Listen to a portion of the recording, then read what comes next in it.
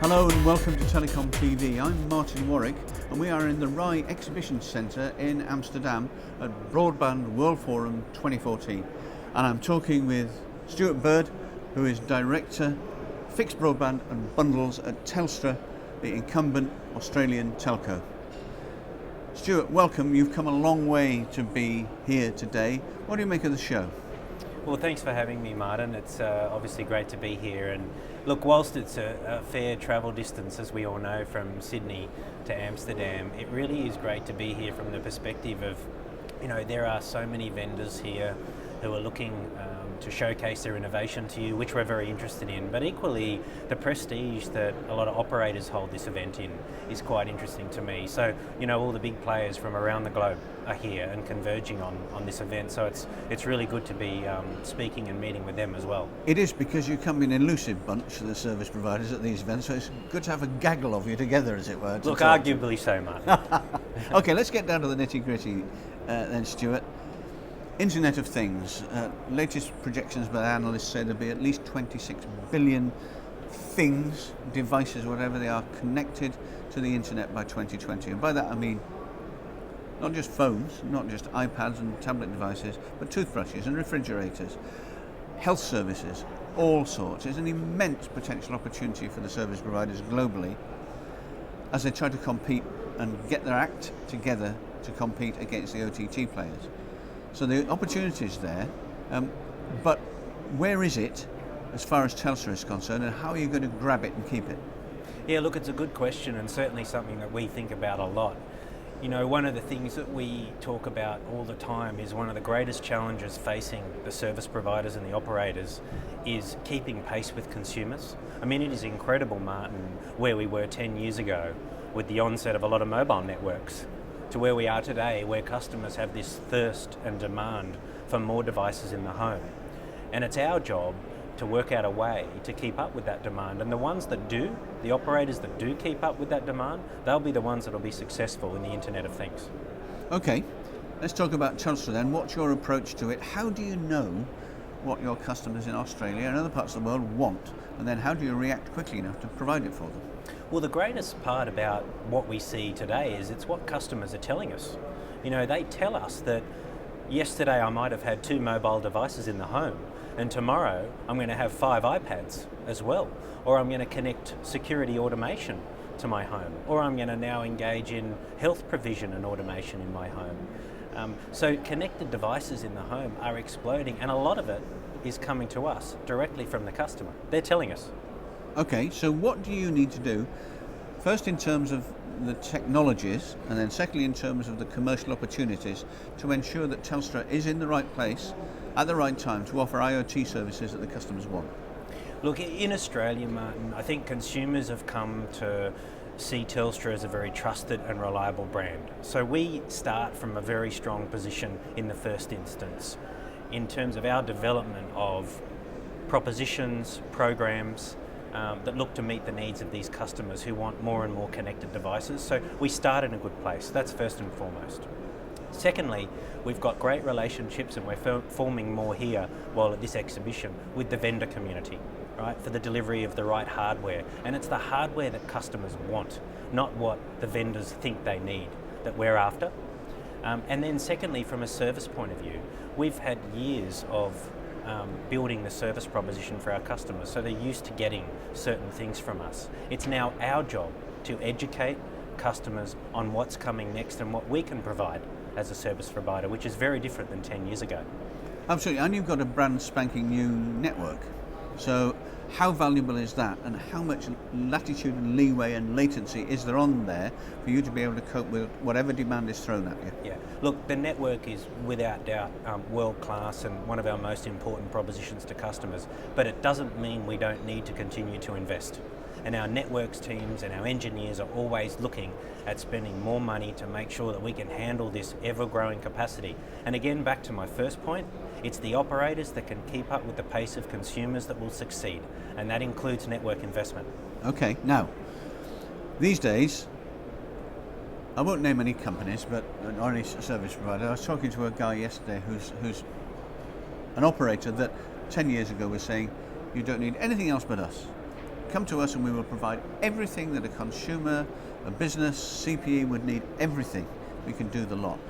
Those days have gone, and now you're involved in, or service providers in general are involved in cooperation with people, with partners who once upon a time might have been deadly rivals.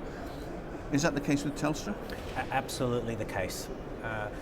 Looking to partner, but also acquisition opportunities as well. As you've probably seen from Telstra over the last 12 to 18 months, we've engaged in a number of acquisitions as well. So we're open to that. But partnership is very important, because to think that Telstra can deliver all these services under the banner of Internet of Things that we're calling it now is naive. Partnership is very important. Okay, now let's talk about mobile broadband. So you've got your fixed line side, you've got your mobile side. Mobile is immensely, enormously important. But of course, as in everything that we do, everything in this industry, it's down to bandwidth. I take it you have sufficient for the cities, and Australia is a country of cities around the edge, and then rural communities outside. How do you balance the needs of the two? It's pretty easy, I know from my own experience using it in Sydney, Melbourne, etc., but less so out in the country. Yeah, absolutely. But we've actually invested a lot of time and energy and money into regional communities and ensuring that they've got appropriate coverage levels. And in many respects, when you go out to regional communities in Australia, Telstra is the only provider that's invested in the network out there. True. So the opportunity for those customers to connect is there, whereas it may not have been if Telstra hadn't have made those advancements years ago. And that's the important thing about our network. It didn't start yesterday.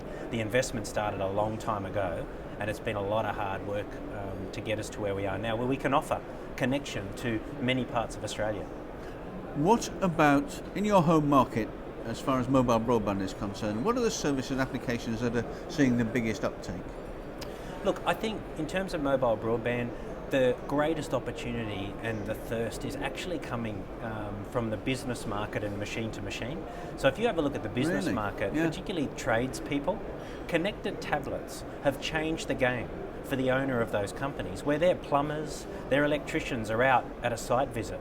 They finish the site visit, Martin, and they plug into their tablet, job finished, they enter a ticket code, it gets executed back then to head office, they create an invoice, it's all electronic, all off the back of a mobile broadband SIM in a connected tablet. But that is incredible. The other thing that is really expanding is logistics, machine-to-machine logistics. So a SIM in a big truck.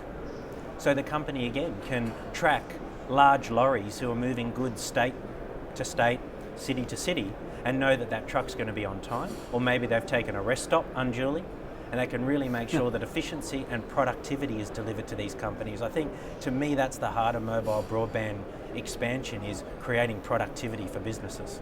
Across mobile networks now, certainly around in Europe, I'm sure it'll be the same for you, the amount of video going over those networks is phenomenal. And of course, there are all sorts of problems come along with that. People expect things to be instant, they don't expect it to be expensive, and they expect it to work properly and to be able to watch what they want when they want on a mobile device, whatever that device may be. That causes problems as well as opportunities for you, and it means a lot of investment in broadband. Is that what's happening in the States? Is that what's happening in the States of Australia? What's happening in the rest of the world? Is that demand for video driving most things in the consumer sector? Yeah, absolutely. And I come back to my first point again, because I think it is absolutely critically important that operators understand keeping pace with consumers. The thirst over mobile broadband for video consumption is growing. So we come back to the network piece that I talked about as well, and that is ensuring that we're matching the investment and the capacity expansion with that customer need. So as more and more customers consume video over their mobile broadband service, we need to be able to make sure that it's delivered and delivered seamlessly. That's investment. The other part of it as well is making sure that the home environment also delivers it, so over the fixed line. And that's where we look at fixed line and mobile broadband as quite complementary. You've got the in-home superiority, and then you've got the out-and-about coverage as well. Sure. Now then, your job title, Director of Fixed Broadband and Bundles. Let's talk about bundles, because I was talking to somebody earlier this week, a bit like Mark Twain, who said the reports of my death have been exaggerated. Right? He was saying to me that the days of the bundle are numbered because of new technology, because of SDN and NFV particularly, the way that the networks and business transformation is applying to the sector. we won't see bundles now later in the way we see them now. Do you agree with that? Look, I can't comment on what was said in No. context, but what I can say to you, Martin, Yeah. is bundles are well and truly alive. And I'm talking about that in the context of Australia and what we sell. Customers, part of the challenge here is educating customers as well. We talk about connected home here and smart life and smart living and all these titles. And all these vendors are coming up with great technologies and innovations, but if you don't educate the customers first on what these things are and why they need them, then you've got no chance of selling these solutions to them. And this is the same case of the bundle. We launched the bundle in Australia maybe about 4 years ago, and we've continued to educate about the why bundle proposition. Why should you bring all your communication needs together? And our customers get it. I think they want more, there's no doubt about it, and I think the challenge for us is to make sure that within that bundle framework we can continue to provide these additional services that customers are after. Okay, last question to you, which is, I hope moderately amusing, we'll see. Anyway, look, you must be, most of the people I talk to from the service provider community say, every day they're emailed, they're bombarded with requests, please, whatever you like to call it, from vendors who want to meet them, want to sell them an idea, want to sell them products and so on and so forth, and it's very, very hard to escape it. If the boot was on the other foot for a day and you could get hold of the vendors and the entire vendor ecosystem and say, I want you to do this, what would it be? I would go and I would tell them straight away, and I've got to tell you a secret, Martin, I've already done this. I'd say to them, right, don't just look at service providers as your customers. Go and speak to real customers out there that will eventually consume these products. You might be really surprised what you find out. Have you had a response from them? Not yet. I'm looking forward to it though. I bet you are. Okay, Stuart Bird, thanks very much indeed. Thank you, Martin. A pleasure.